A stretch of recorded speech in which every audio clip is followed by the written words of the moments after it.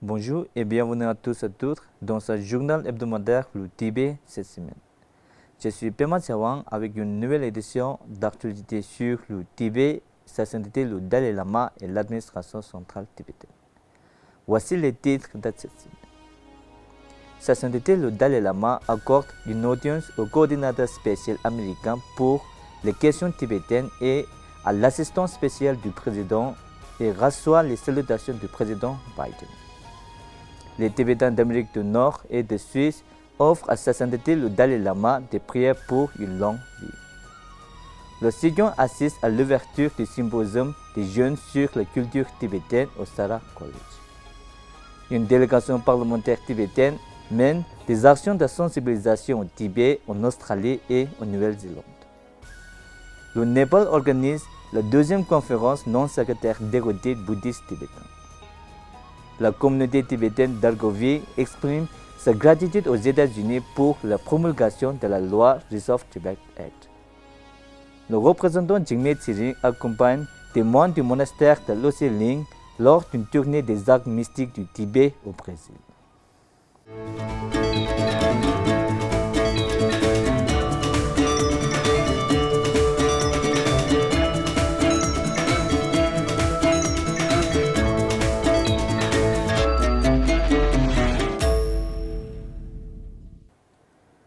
Le 21 août, Sa Sainteté le Dalai Lama a accordé une audience spéciale au sous-secrétaire d'État américain à la sécurité civile, à la démocratie et aux droits de l'homme de coordinateur spécial pour les questions tibétaines, Urja Zia, qui s'est rendu à New York pour rencontrer Sa Sainteté.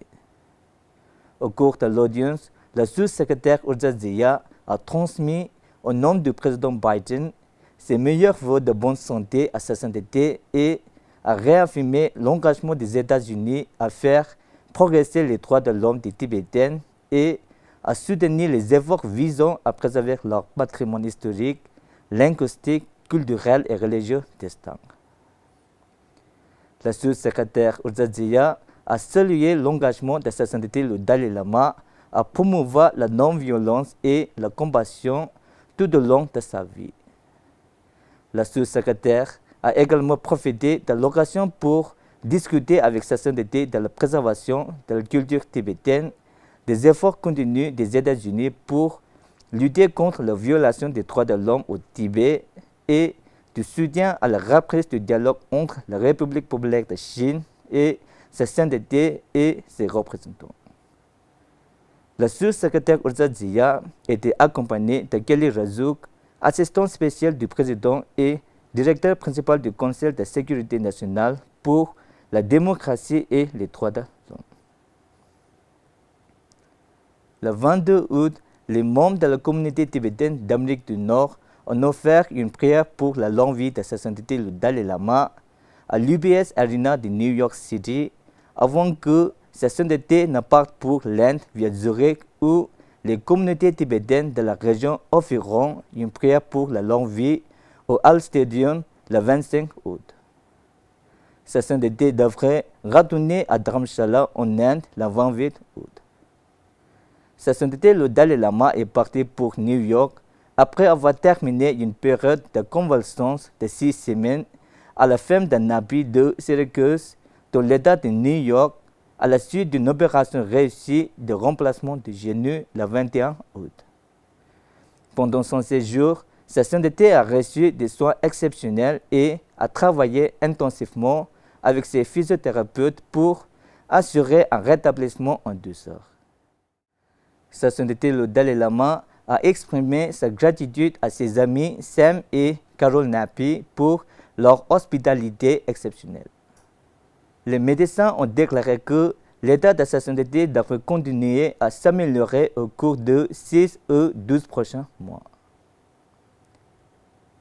Le 20 août, Sejong Pemba Tsering a assisté à l'inauguration d'un symposium de 4 jours sur la culture tibétaine au College for Higher Tibetan Studies, SARA.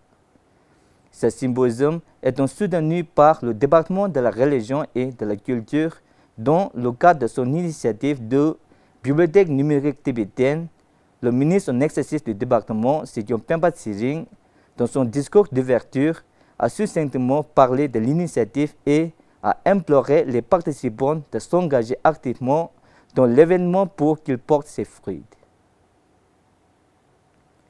Une délégation parlementaire composée des députés Khenpo Djambe Tinzi, Tsering Troma, Chota Gyatso et Tinzi Phunzo Doring a rencontré le Tibetan Chinese Friendship Group à Melbourne, a visité le grand stupa de la compassion universelle à Bendigo et a ensuite rencontré la communauté tibétaine de Victoria lors d'une discussion approfondie sur les questions tibétaines avec Janet Rice, partisan du Tibet et ancienne sénatrice.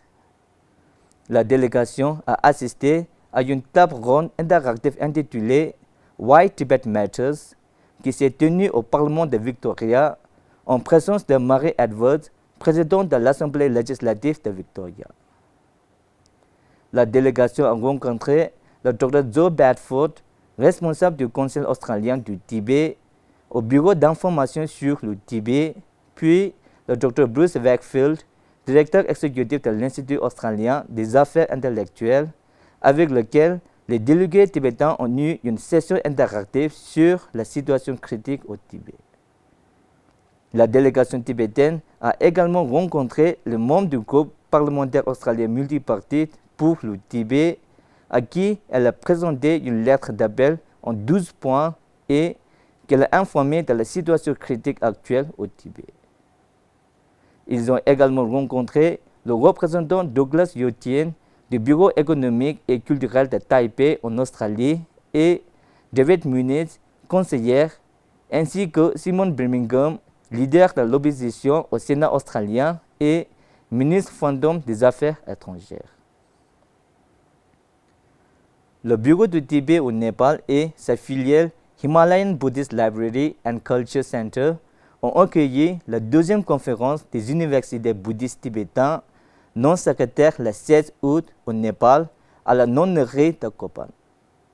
Cette conférence était particulièrement destinée au nom de différentes nonneries non secrétaires du Népal. Elle était principalement axée sur des discussions approfondies suivies de séances de questions-réponses sur les 4 nobles vérités.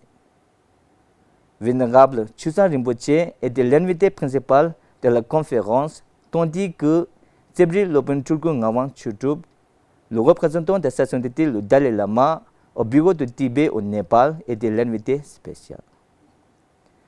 L'événement a également vu la présence d'abbés représentant différentes traditions bouddhistes tibétaines et de représentants tibétains. 250 noms de nonneries non secrétaires du Népal et 70 fils d'écoles tibétaines du Népal ont participé activement à la conférence. La communauté tibétaine d'Argovie en Suisse a organisé un événement spécial lors de son pique-nique d'été annuel, la Yarki, afin d'exprimer sa gratitude au gouvernement américain pour son approbation de la loi Resolve Tibet Act le 17 août. La représentante Tilly Chugi du bureau de Tibet à Genève a assisté à la célébration en tant qu'invité principal et a souligné l'importance de la communauté tibétaine locale dans le rassemblement de ses membres.